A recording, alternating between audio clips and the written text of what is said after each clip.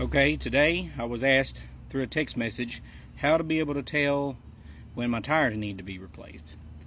Well, most of the tires now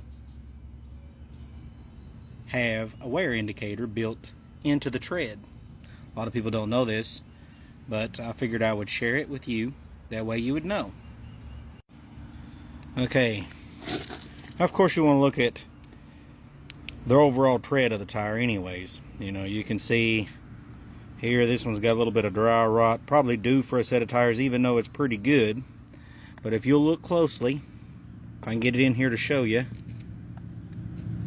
Alright, now you'll see that little wear indicator. It's really, well, it's not doing too well, but right there it is.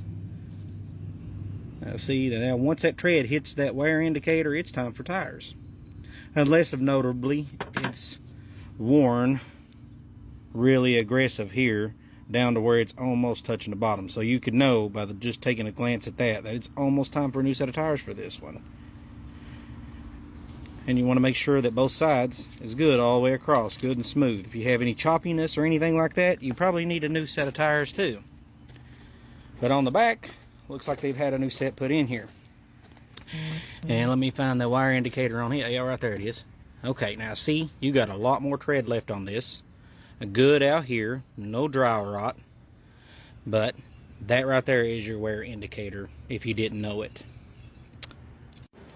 Just thought I'd share that tech tip for you. Thanks for watching.